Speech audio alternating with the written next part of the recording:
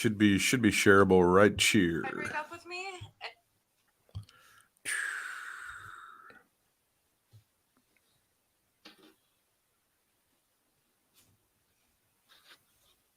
Oh, damn it.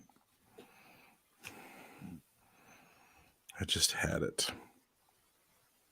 Cut up. Do.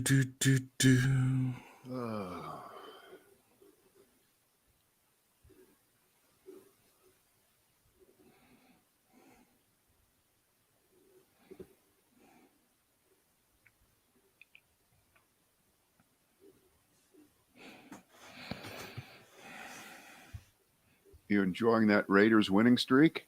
2 in a row is amazing. All we got to do is win 6 more, and we got the playoffs. Yeah, that's right. This is a big stretch. They got the Chargers on Sunday, and then the following Thursday at the Rams. So in 12 days, they could legitimately be 6-7, which is exactly where they were last year, having to win 4 straight to make the playoffs, which they did. Keep hope alive.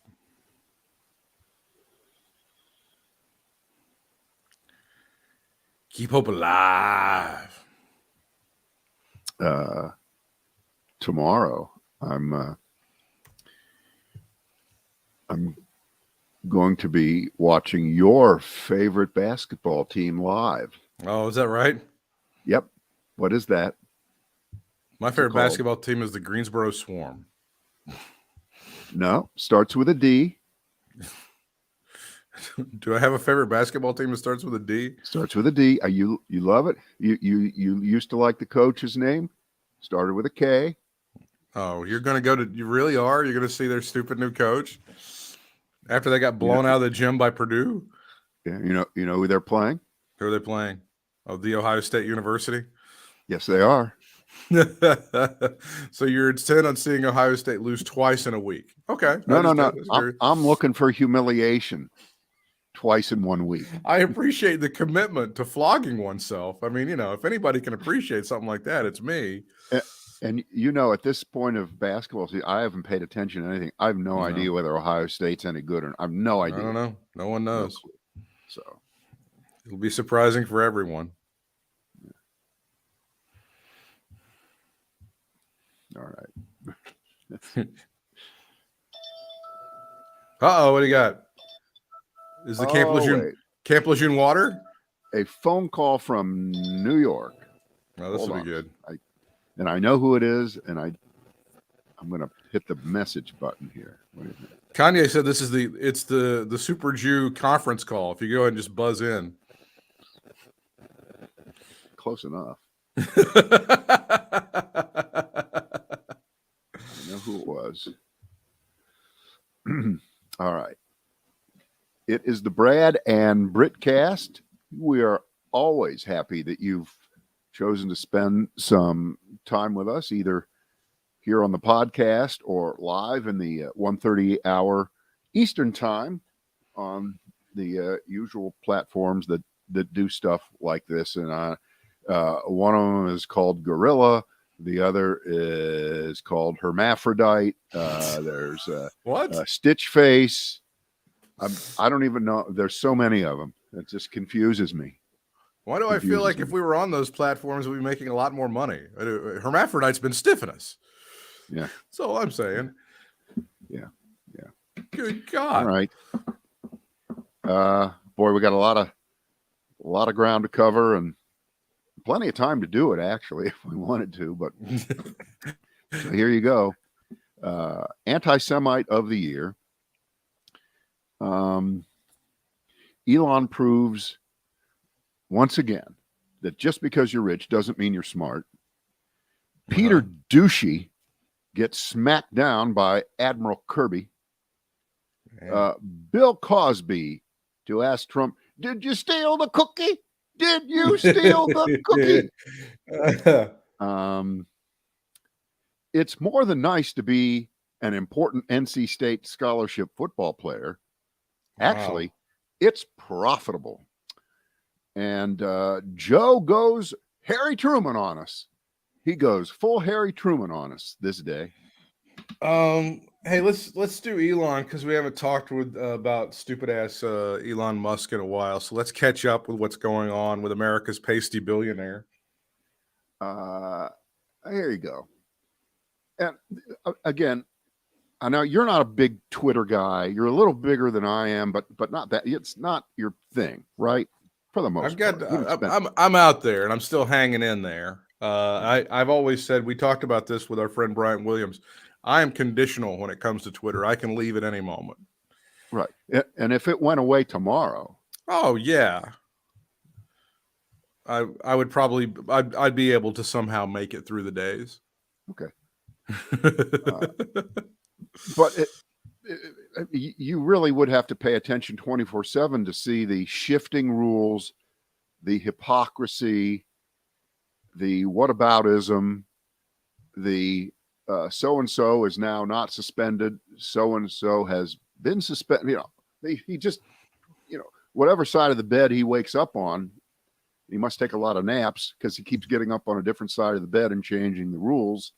And one of the rules is you're not supposed to impersonate anybody else, right? That's been forever. You're really not supposed to be a fake account. And well, that's the whole point. That was the whole point of the check mark in the beginning, is that you couldn't pose as, you know, Chris Pratt or something like that. So Musk on Twitter puts up a picture, it's photoshopped, of Don Lemon of CNN with a fake headline. And the fake headline says, CNN, Elon Musk could threaten free speech on Twitter by literally allowing people to speak freely. Ha ha. The image included a screenshot of Lemon next to a stock photo of Elon Musk. And the chyron is exactly like that headline that I just read there. Okay. Elon Musk could threaten free. It's so funny.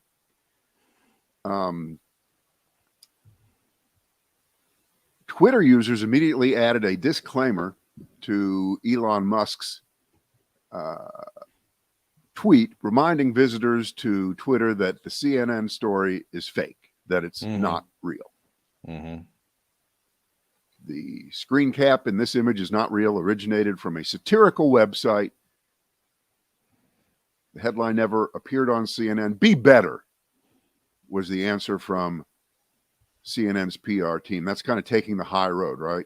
Instead of just striking back at him like it deserves. Yeah, you don't want to roll in the mud with the pig, yeah.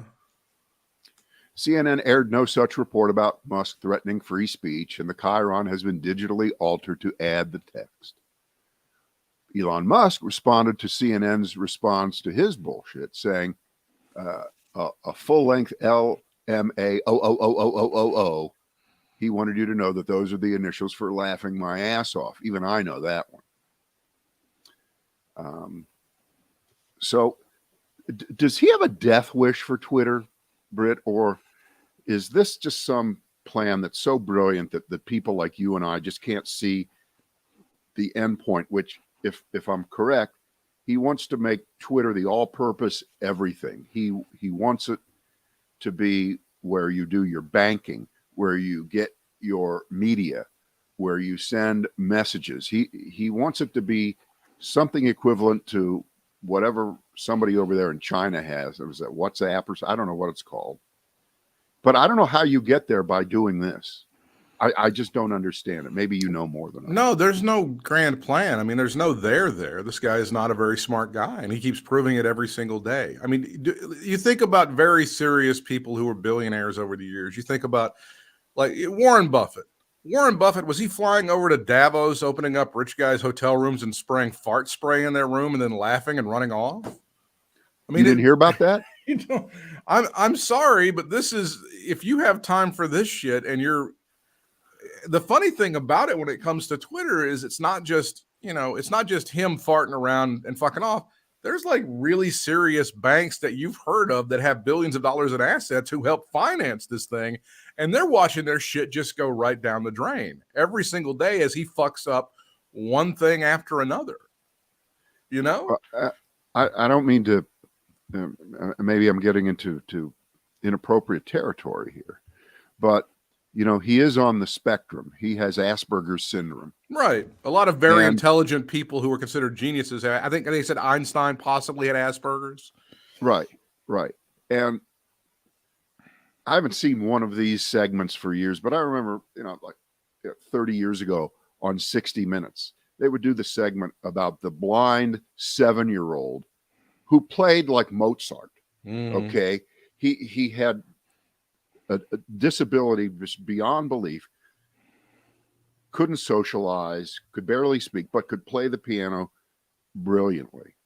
Well, that's not Elon Musk, but he clearly has some specific brain skills that do not extend to what we're seeing right now, where anyone with the kind of money that is on the line right now, and it's not enough to say, well, even if he lost 40 billion, that would be like you and me losing $20. No, it's not that way. You are correct in talking about how many people have, multi-billion-dollar stakes in this. He didn't just go withdraw from an ATM 44 billion to buy Twitter. Didn't work that way. He didn't go through the couch cushions.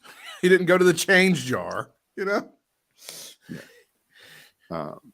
So the equivalent of this right now would be, and Apple is under all kinds of shit right now because of their manufacturing in China, iPhone 14s and 14 Pluses that can't get manufactured because of what is going on in China. This is as if Tim Cook suddenly took to the internet and started doing Chinese jokes, making fun of right? Yeah, that would be, and Tim Cook wouldn't right? do that. Tim Cook wouldn't do that because Tim Cook is an intelligent billionaire that Right. doesn't go around throwing whoopee cushions all over the fucking place because he's got better stuff to do. I'm actually surprised Elon Musk hasn't done that either, because remember, Tesla makes cars in China. Tesla sells a lot of cars in China. Well, it's early. It's early on Tuesday. He's too busy with Twitter right now, Britt. He's too busy with Twitter to worry about that other thing that he does, that car thing. The hour's early, man. Give him some time. We're not even to December yet. Trust me. I've got absolute. He'll try to fuck up everything at this point. Well, okay, I got a great. We are within an hour, or even by the time we're done, they'll already be playing football, USA versus Iran. Right. What are the chances that? And I have no reason to believe this because I haven't seen him really talk much about sports or tweet about sports or comment about it, but he is from South Africa, which of course, the rest of the world, soccer is still the biggest sport. What are the chances that Elon Musk is going to tweet something so inappropriate about whatever happens? And we don't know what will have happened by the time you hear us, it'll all be, but why do I have a feeling he's got to weigh in on that? I'm just guessing. I have no reason to know that. You just never know because, again, it's like it's chasing squirrels. And the point that I was going to make when you originally brought this guy up, this is like almost like the good old days of the Trump administration when he would wake up and Trump has tweeted that he's about to bomb Australia. You just out of nowhere shit would pop up. And that's basically what's going on with Elon Musk, although he doesn't have the power of being the most powerful man in the world, at least theoretically, but it's every day with this fucker. It's like you have no idea. He got an ingrown hair in his rectum, and then all of a sudden he's going to go just buy one of the Hawaiian Islands and blow it up. You just don't know what's going on, and it's every day with this fucker, and you just can't tell me that he doesn't enjoy the attention. You can't tell me. And again, most of the brilliant billionaires that you've known in your lifetime, they tried to stay out of the spotlight. They would buy remote places and go out and just not be seen, right? They'd buy their own islands, or Ted Turner would go to Montana and he'd be out in the middle of bumfuck anywhere, right? Well, there's something in the middle sure. between being the fully anonymous billionaire piece of shit, say Republican funder, who's behind every evil thing. There's that guy in Texas, Yeah. and the guy who's given $1 billion for the Republicans. Boy, that was money well spent during the campaign. Remember, we were hearing about that guy. I can't remember his name, who was in charge of like $1 billion. Right. And obviously it didn't work. There's a difference between fully anonymous, behind the scenes motherfucker billionaires and completely in your face. You can't get away from them every minute that you're awake billionaires, because they feel that they do have the standing and the right and the ability to just interject their thoughts about every little issue that comes along. The Trumps and the Musks.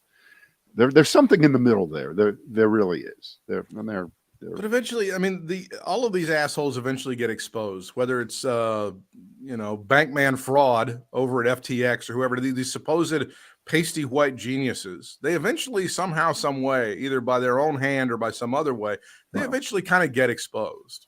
He's kind of in his own class there, because you can't even for 1 second say that he did anything of value to have a net worth at some moment in time. It's like a snapshot in time of $30 billion. All right, let's just let it go. Let's let it go. How about anti-Semite of the year? Well, before you do that, because you did mention Tim Cook, there's a war now between Elon and Apple. Yeah. Apple threatening to take the Twitter app out of their store. So Elon is trying to position himself as the poor little put-upon victim to Tim Cook's big bad Apple. And this is all about it's Apple's fucking store.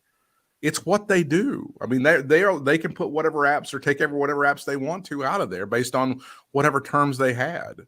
Well, that's true, but they do run it as a monopoly because you have to be on the iOS platform, on the Apple. Yeah, you do. On the Apple thing to kind of exist. And you have to meet their privacy standards, which they're very clear about. Well, and most importantly, you have to give them 30% of the take. Absolutely. And, by any measure, the mafia would say, "Shit, you get 30%." Yeah. So Colonel Tom said, "Damn, no, it's the." That being said, he's Elon Musk and doesn't have much standing. Nor do I think that he's going to be the guy that the rest of the world gets behind as their leader against the evil Apple. To Musk's credit, if I can actually allow myself to do that, what perfect timing!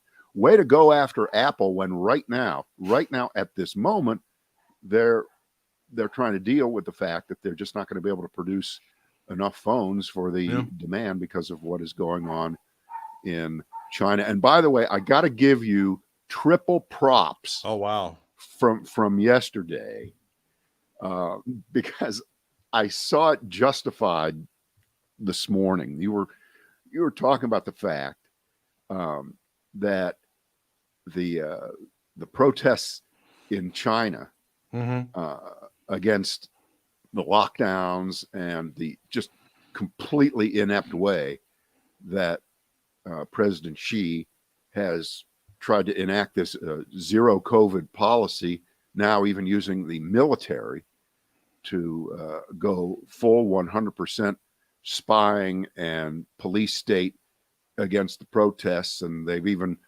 figured out a way to knock out just about everything on Twitter about the protests by replacing it with porn and other shit. So when they're doing everything they can to try to gaslight, a billion Chinese into thinking what they're thinking is either not true, or just get that out of your mind or we'll kill you. And there was Marco Rubio this morning. Being asked about this, and he made the usual spiel about how this is a repressive government and they have tried to deal with this through lockdowns. And as we know here in the United States, there are plenty of governors and Democrats who, in their own way, kind of admire what President Xi was doing, because they were into locking down our schools and our businesses, just like he did over there. So that was essentially what you said. yesterday, but to hear it with a straight face that Of course. Governor Roy Cooper or Governor Andrew Cuomo at the time or Governor Gavin Newsom, whoever, pick your governor, or by the way, Mike DeWine, for instance, in Ohio. He was real tough up there on trying to keep people safe and closing the schools when necessary. To make the argument, and it's a political argument only, and it's a cheap, incompetent, cheap seats kind of argument that Republicans are for freedom and Democrats are for control of your life. And boy, isn't that what they're doing over there in China? Isn't that great? Say the Democrats and the liberals. Right. So they're absolutely no different. They're absolutely no different than Biden. No difference, Britt. Absolutely. But that's what they do. That's what they've been doing. Marco Rubio this morning. Thank you, Senator Marco Rubio. That's what they've been doing for many years. And Rush Limbaugh was any story that you got in the media, he can shoehorn it into some sort of thing to fit whatever narrative they got. If they're if McDonald's says, yeah, we're kind of low on quarter pounders. Oh my God, there's Joe Biden fucking up the supply chain again. There it is. It's obvious. It's right in front of us. Every single time. Anti-Semite of the year. Oh, this is a beaut. And there's actually several contenders this year. Really a hot race. Well, you might not recognize at least one of them. Of course, in the running is naturally Kanye West. Yeah. And the other two finalists, and by the way, who did this? It's the Stop Anti-Semitism group.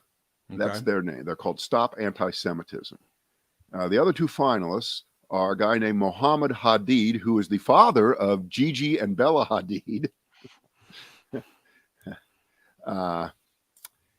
And let's see, who's the third one?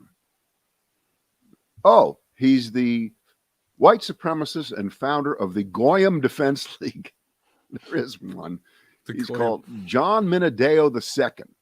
Wow. And he was nominated last year, but he gets back into the running this year because he's the guy that hung the banner over the 405 freeway in LA that said Kanye is right about the Jews. Now, the winner will be announced on December 11th. So we assume that that's election day. So my suggestion is vote early. Vote early, get your early vote in. That's the best way to make sure that it is counted correctly. You'll want that in. And look, we certainly could say this is like the college football playoffs. Are there 6 teams in there now, or there's still only 4? I can't remember. Only 4. They're going to expand to 8, I think, in a couple of years. Okay, so they're going to 8. With this, 3 just doesn't seem enough because clearly Donald Trump should be in there. He should be in there. Now, I get the reasoning behind, these guys. I mean, I get that. But this is the reason that early voting is so pernicious, because sometimes things change right before an election. Like this Nick Fuentes. He's now on the map. Most lefties, never heard of him until this weekend. Yeah. Now he's a household name. So, we're doing a disservice to Nick here by not including him too. Yeah, and I think his body of work over the years really ought to have some sort of. It does. It's not just. I mean, I know it's of the year, but it's a lifetime achievement award too. Yeah, it really is. Yeah. For those of you keeping up with the Yay News, he was on a podcast, and the host. I don't know if you've heard this clip or read about it, but the host is some guy named Tim, and he lightly talks about the media. And Kanye is trying to get him to say the Jews control the media. The guy will not be a dancing partner with him. Kanye walks off the set of the podcast. Just gets up and walks out. The other part of this is this story in the New York Times. Jewish allies call Trump's dinner with anti-Semites a breaking point, Brad. This is finally where they pull the ripcord on this son of a bitch. This was the bridge too far that made them not Charlottesville, not all the other things that have happened over the years that have shown very clearly, not him talking about how many Jews he used to deal with and bribe when he was in New York real estate. None of that shit. I'll believe it when I see it, and I'll tell you why. And I think that if you read down in there and you read what was said by a lot of these kind of far right, maybe Zionist organizations, the super pro Israel, we love Donald Trump because he was the best president for Israel. We don't give a fuck what else he did kind of Jews. Okay. And they're supposedly drawing the line right now because of, his dinner over the weekend. They're still qualifying it a little bit. Like the guy who was the ambassador to Israel, that Friedman guy. Yeah.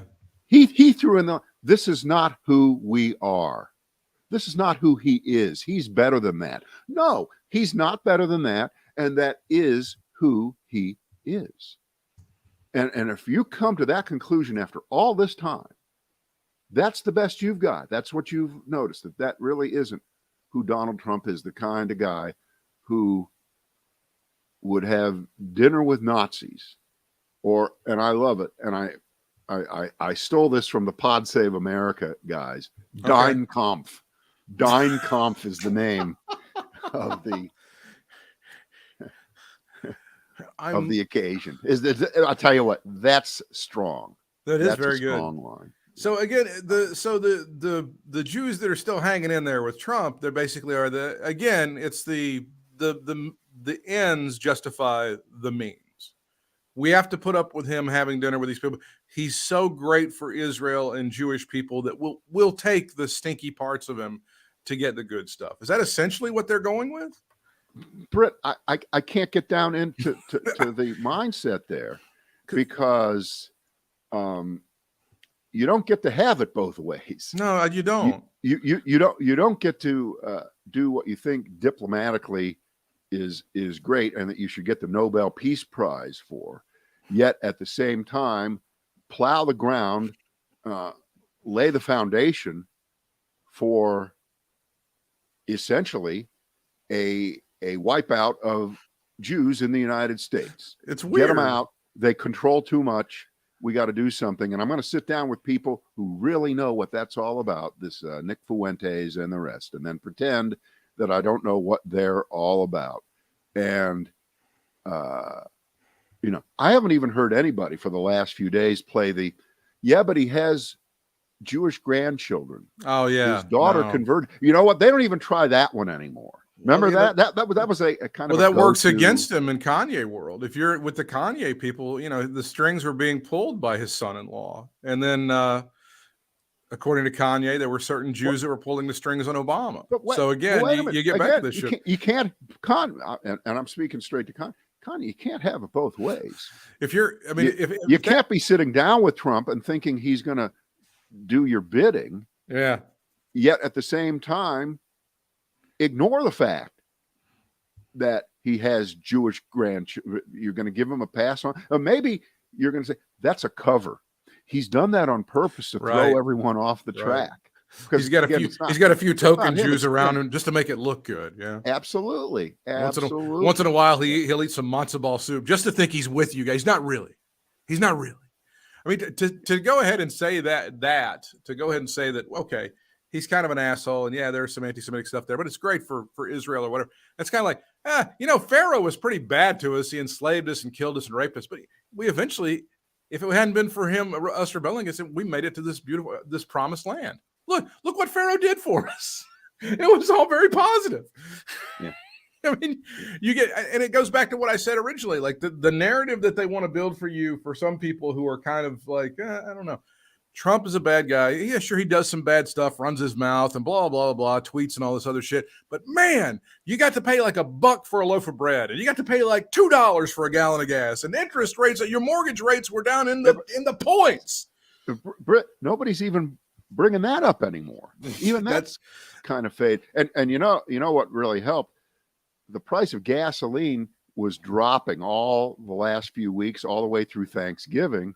Mm-hmm. At least in our part of the world, it had dropped down into the low $3 area. And I don't think you made it over that far because of where you travel, but I'll bet you in South Carolina, where it was always cheaper than it is, I'll bet they were in the $2s. Yeah.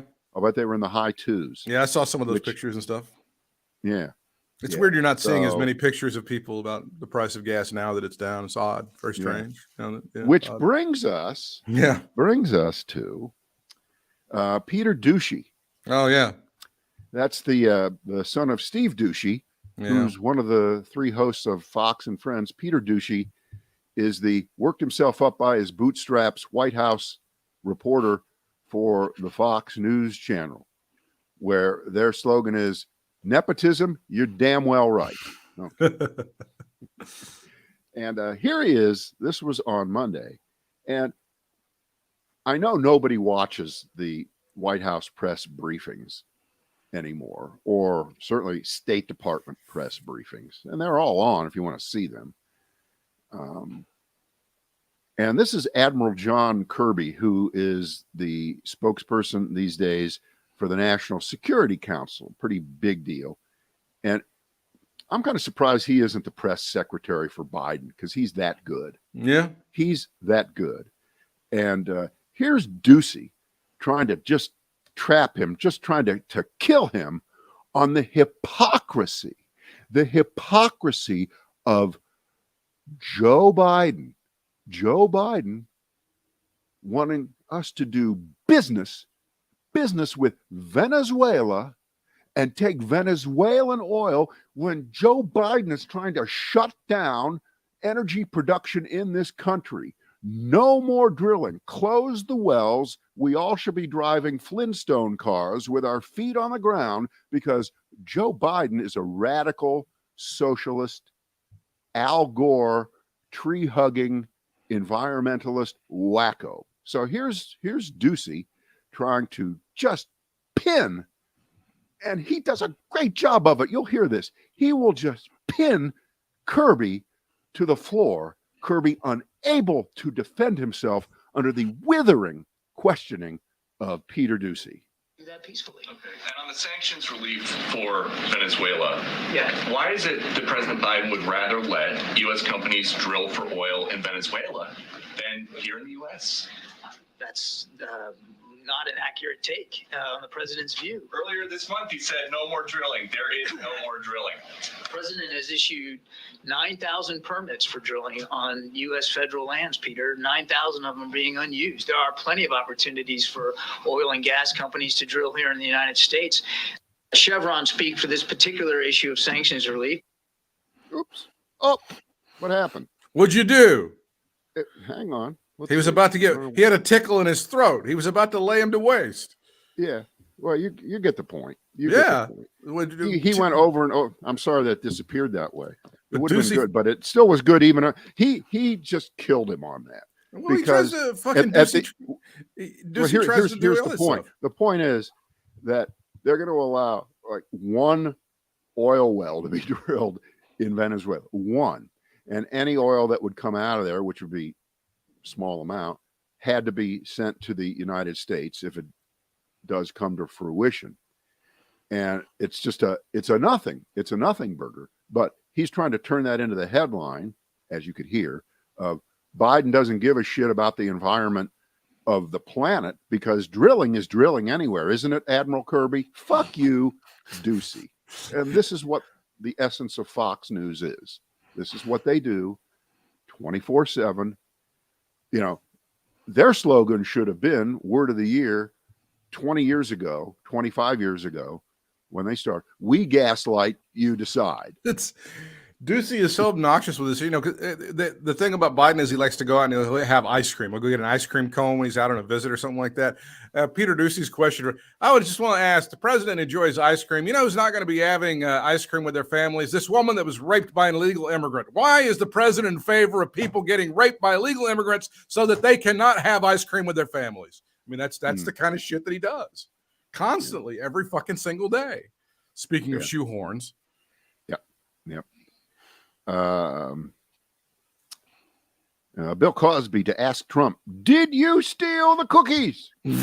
What's that? Did you steal the cookies? Trump has the brain damage. Yeah. Well, Trump said on Monday, I did steal the documents. He said it. He wrote it. His words, not even a question. See, this doesn't filter through quite as much because he's not on Twitter. He's not on Twitter. And he's not on Twitter, even though he's allowed back on Twitter, because contractually, he's not allowed to be on Twitter while he is trying to scam and rip off this pending deal with the Truth Social platform. The minute he goes on Twitter, he knows that the value of whatever he has over there will plummet even more than it already has. So here's what he wrote on Monday. When will you invade Bill and Hillary's home in search of the 33,000 emails she deleted after, capital letters, receiving a subpoena from the U.S. Congress? When will you invade the other presidents' homes in search of documents which are voluminous, which they took with them, but not nearly so openly and transparently as I did? That's right. Donald Trump said, I openly and transparently took documents from the White House, which we know many of which are secret, top secret. Who knows what's in there? But to put that out in writing, I don't even want to ask you, Britt, what's the thinking behind that? Because there clearly can't be any thinking. You would. He's any lawyer's dream client, obviously. Yes, he is. Everybody kind of missed this one because it happened as people were getting ready for Thanksgiving, but they went in front of the 11th Circuit and they were talking about the special master, and the judge just beat the shit out of whoever is posing as an attorney for Donald Trump these days. That whole special master thing is melting away quickly because he has a group of incompetent people that are representing him because the varsity decided they were going to take a powder a long time ago.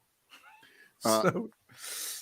Just for the record, Donald Trump, supreme fact checker that he is, yes, is of course wrong about the 33,000 emails, but that doesn't stop him bitching and whining about Bill and Hillary Clinton, of course.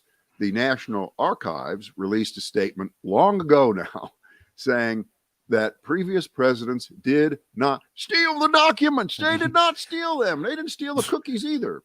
Do not put the documents in your house, please.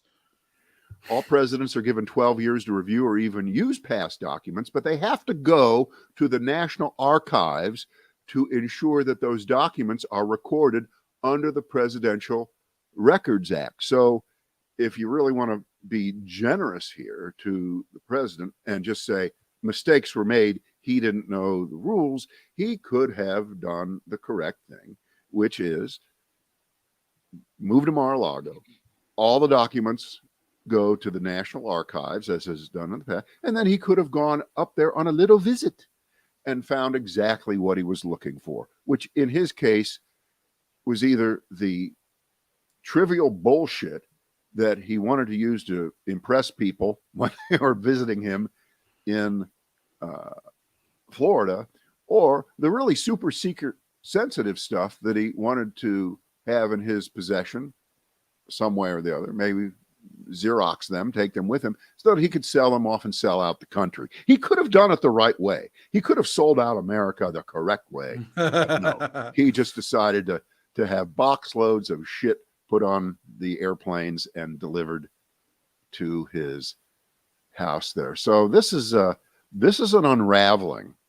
It's been going on for a long time, but the pressure that he's under from all different corners, which is of course exemplified by the fact that even he has agreed not to go to Georgia over the next 2 weeks or the next week to campaign for Herschel Walker, for all the obvious reasons. Nobody wants him. Even Herschel Walker doesn't want him. The Republican Party doesn't want him. Nobody wants him. He's not going. So even Donald Trump, in a moment of sanity, decides he's not going to inflict himself on the state of Georgia and hold a campaign rally, which would be for himself anyway. Sure. To try to help suppress turnout again, like he did at the beginning of 2021, right? Because that election was held. Remember, the special election that got him elected, Warnock, to the seat which he has to run for permanently right now. That was a special election, and then the parallel election where John Ossoff got elected, that was held on January 5th. January 5th. What happened the next day, class? It was a bright day in the city of Washington, D.C., and the Smithsonian was open for business. Yeah, sure. That's was. what happened. Sure was. You said the magic words. You said Georgia and Herschel Walker. Some more attention now being paid to a story that's been right out there for anybody who wanted to even pluck it. It appears that Herschel Walker described himself as his home being in the great state of Texas, Brad, saying to people early in January of this year when he was seeking to run for the office, saying that I live in Texas. I went down to the border to see what was going on as far as the crisis.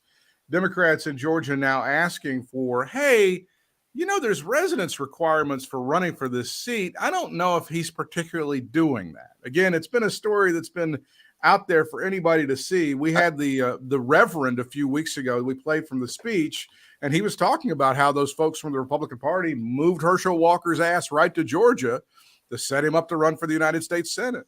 I have a question, teacher. Yes.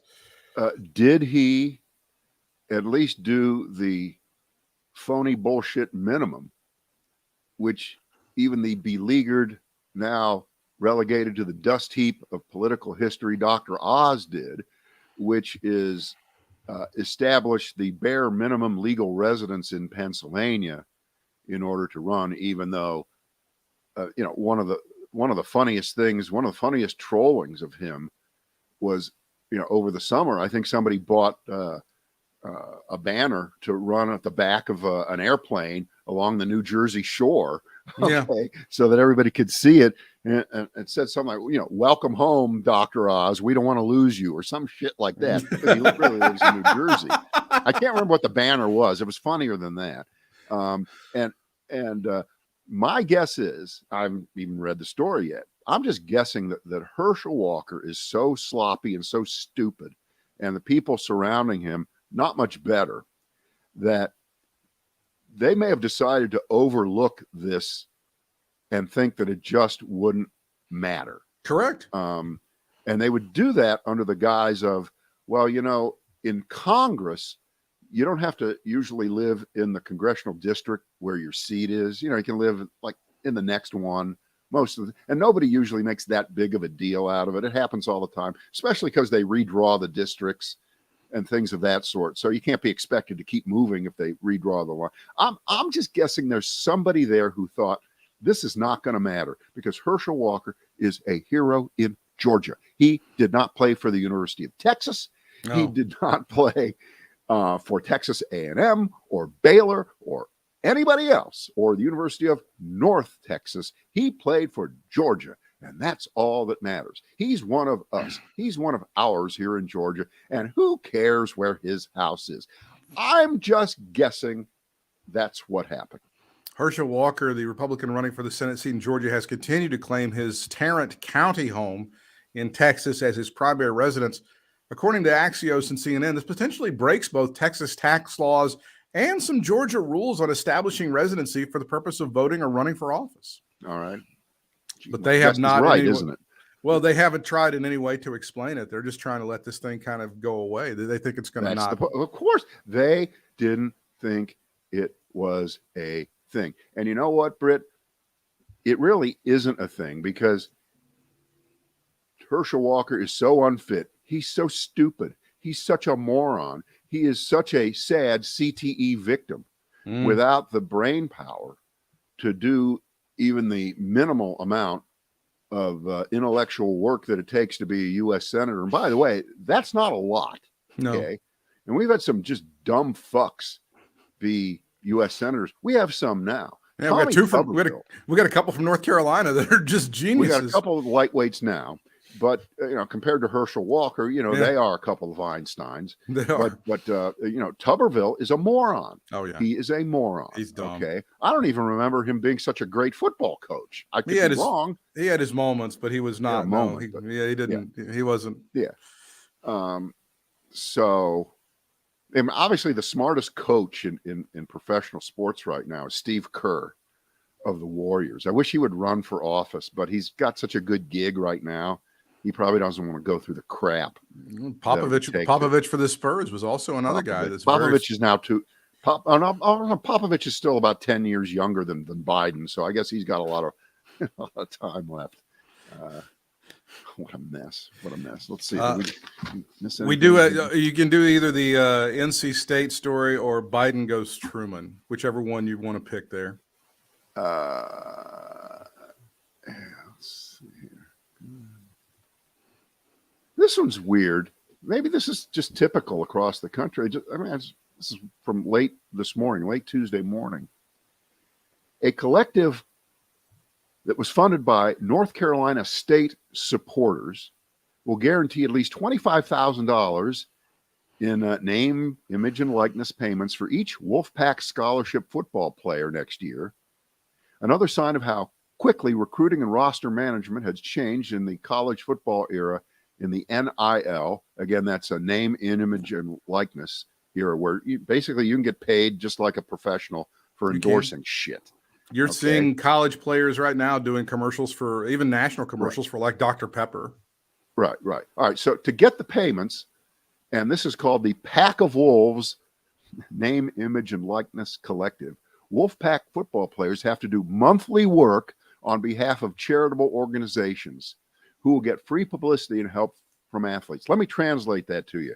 That's spending an hour dishing out food at a homeless shelter once a month, and it gets publicity, supposedly, for the shelter. The director of the group says the payments will be funded through donations, and they'll have no problem meeting that. And they're calling it a payroll, which could come to around $2 million. So I can't figure out which has been a faster 180 in our short lifetimes, Britt, where you and I spent the first 95% of our lives thinking that the amateur system, where football players, particularly in college, and basketball players, were getting screwed because they couldn't make a dime above and beyond what their scholarship was. Meanwhile, the coaches are making coaches are making $8 and $10 million. The schools are making hundreds of millions. Right. So they changed that instantly in the last few years, and now players can start to cash in. Not all of them, but the stars certainly are going to make the big money here while in college. Or the shift in gambling, the attitude towards gambling by all major sports. That one, in the last 5 years, 100% on its head compared to what they both came in parallel. In a way, I know they're not connected, story? but they, to me, in my head, they are. Did you see the story? It was either last week or the week before, and I think it was maybe the New York Times. They were talking about how these rubes in these states like Kansas that have gone ahead and they've legalized gambling through the apps, and how they're just getting played by these companies like your FanDuels and your DraftKings. They're just getting a minuscule amount of fucking revenue. Like I think in Kansas, there's hundreds of millions of dollars being bet, and they're getting hundreds of thousands of dollars in revenue because they had a bunch of these stupid rubes from the planes that go out and get wined and dined. They pour them 12-year-old scotch, buy them a fucking filet mignon, and these guys are just okay. Where do I sign? So I mean, I'm not saying the same thing couldn't happen right here in North Carolina. It probably will, but let's try to be smart about this thing when it actually happens. Let's try to string as much revenue out of this fucker as we can. What do they get, like 0.1% or something? Yes, it's stupid because again, the guys who are doing this, they are they're partnering with lobbying firms and accountants and lawyers who have pretty much done this shit before. They know how to play the system. They know how to take these state legislators and kind of wrap them around their finger and get the sweetheart deal, right? And it's stunning. And then of course, the idea that. You call the little number if you have a problem gambling. You've gambled away your fucking mortgage, your family's falling apart, and there's like a dude who's probably at the Central Prison in Raleigh, just answering the phones. When he's not answering phones for the Tourism Bureau, he's answering your call. Oh yeah. You have a gambling addiction? Hang on 1 second, I'll be right with you. Do you really think for 1 second they're going to set up an infrastructure to help people who have a serious gambling addiction? Do you think that money is going to be? I really do, Britt. They have everyone's best interests at heart. And look, and the last thing these people, what do you think they're like the Sackler family with Purdue Pharma, that they want to get everybody hooked to make money? What is wrong with you? And I'm in favor of this shit, but I'm in favor of the state getting a shit ton of money. I'm in favor of the state milking this thing. And I don't know, let's build a bridge or a school or a library or a park. I mean, call me crazy. Call me nuts about this stuff. Well, you kind of are, because remember, gambling is the lottery is a tax on the poor and the stupid. Regular gambling is also kind of a tax on the stupid, not necessarily the poor. And I guess if I'm not much of a gambler. I don't gamble football. I don't do any of that. I mean, Britt, you know me. The only time I ever bet football games is every 4 years when I'm out in Vegas. That's it. I bet 2 games and it's $40. That's all I bet.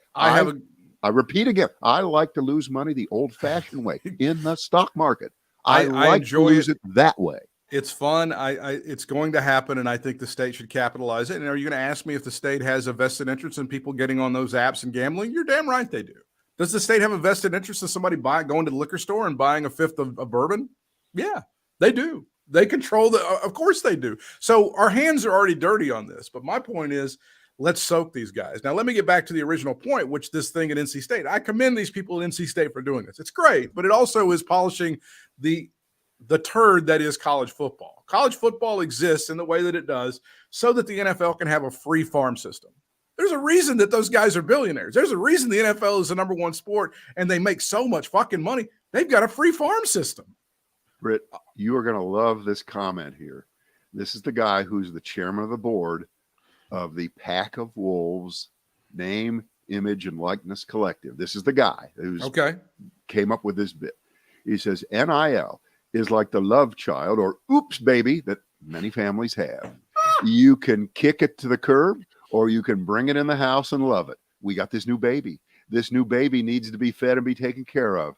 And everybody needs to share. Isn't that sweet? Isn't that nice? We've been given this shit baby. Let's try to clean it up. Let's try to, and again, but you're trying to make yourself feel better about this whole system, which is, it's fucked up. I'm sorry, but the whole thing is completely fucked up. I'm glad that some of the players are getting paid a little bit, but you can't tell me that the whole idea behind some kid from some farm out in the woods somewhere gets a scholarship and he gets to go to State U and he gets that education and it changes his whole life. It opens up frontiers to him. We're so far lost from that. It's not even funny. We're so far out in the woods from that shit. It's gone. It's a fantasy, but yet we try to fulfill ourselves to go, there's a lot of great things about this game that we love. And it really does help good old State U. And the whole football program really just fits in with the way that we're educating and helping out the citizens of North Carolina. Bullshit. Well, in a sense, this fits in with where the country is going in general in its approach to higher education, because you may have seen or heard, the story recently. I think it was over the weekend in the Wall Street Journal or elsewhere. It's just official, and they do this by tracking one ads and the way folks find jobs on LinkedIn and other things. Employers are dropping the requirement for bachelor's degrees, for college educations, for a lot of jobs now that they used to demand one, because that was a way to screen people at a certain level. At least you were able to fulfill the commitment to go to school 4 years, you have your degree. Doesn't mean you're going to be a good worker, doesn't mean you're going to be a good employee, but it was just a thing. It was a requirement. And that's being dropped in a lot of situations where you're going to get on the job training, whether you have a bachelor's degree in something or not. In other words, the value of a college education is being devalued. which, if you live in North Carolina, that's kind of the dream of Pat McCrory and the Republicans who ran this state then, and it stays through their control of school boards and Correct. through the North Carolina university system. And eventually, probably in our lifetimes, Britt, college will be little more than job training for the professions that still will always demand a college degree and a higher education. Doctors, lawyers, engineers, they're never going to drop that requirement. But for a lot of other folks like you, folks like me, who in our day, and Britt, for the purposes of the discussion, you're in my day on this one. Yeah, 100%. You never gave it a thought about not going to college. Probably you were going to go, and you No, were that gonna was get my that it was my degree, and mother's dream. Look, right, we don't regret that. but there's I been think again, that you said it correctly. It's a triumph of the Republican thought process. They've been saying for many years these fucking universities are just where a bunch of namby-pamby pussy liberals are trying to get you to write theses on women's hygiene products. Right? They've been telling you that for fucking years. And they're trying to brainwash our kids and to make them into pussies and homosexuals and lesbians. And they don't really teach anything out in the real world. And you, the kid, look at all these people that quit school. And like Zuckerberg, he quit school. You don't need it. And the guy's a billionaire. You're a fool if you go to a university, right? And it's a triumph of all of that. All right. Enough damage for this day. No question about so. that. We will see if the peace is kept worldwide after the soccer game of Tuesday between the great Satan and Iran. The great Satan and Iran. See you on the next one.